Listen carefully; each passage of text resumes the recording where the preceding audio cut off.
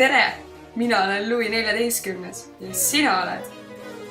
Mina olen saamastega kass. Enchanté! Miau! See siin on minu kullakallis kodu Versailles, Prantsusmaal. Ehitamist alustasime 1661. aastal ja lõpetasime 1710. Mu isa Louis 13. jahilossi kohale. Tegu on Euroopa suurima lossi ja pargi ansambliga ja 1682. aastal kolis terve õukond ja valitsus koos minuga, Prantsuse kuningaga, sinna samasse lossi. Arhitekt oli Jules Hardouin Mansart.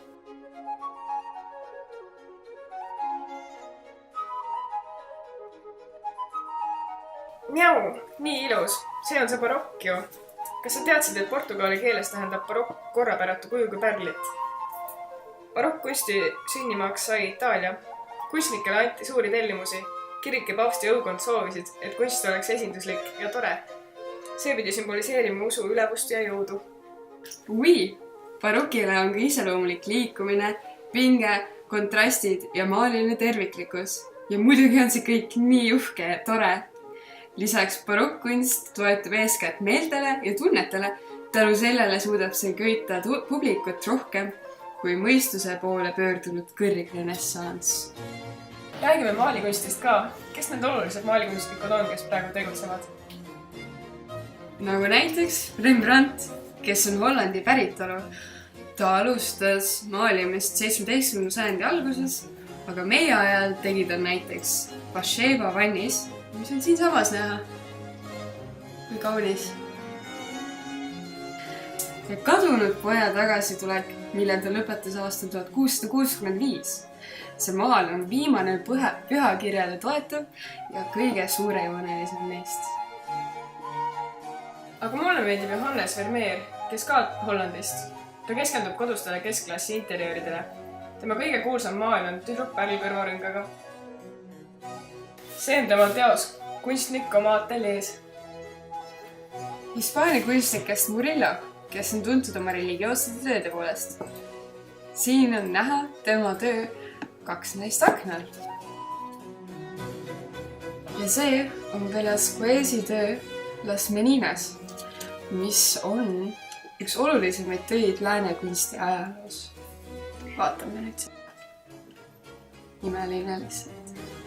Imeline. Aitab küll nüüd maalikunstist. Itaalia skulptor ja arhitekt Bernini tegi Peetri kiriku koloniaadi Roomas. Vaatame parem seda. Vau. Oi, aga Bernini tegi minust ka kunagi püsti. Kas see pole imeliselt minu sarnane? Oh, lahe. Tahaks endast ka. Njämm. Okei, mis asja? See küll siia teemasse ei puutu ju. Niisiis, jätkame. Minu ajal tulid juba esimesed valgustusideoloogia eelkäijad. Ja kindlasti on ka meie aja suurim füüsik Isaac Newton, kes formuleeris ülemaailmse gravitatsiooniseaduse. Põnevad ajad.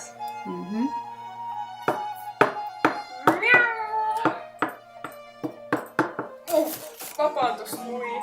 Oi, mis sul viga? Mis sul viga nüüd? Tulin just sõprade poolt, kus pakuti seda uut jooki. Šampanja. Sa tead seda? Vau, ei. See on see mullitav vein. Ossa. Miau. Tundub, et sa pole piisavalt adekvaatne targaks jutuks. Uni tuli. Ma lähen siis maitsen ka järgi vist.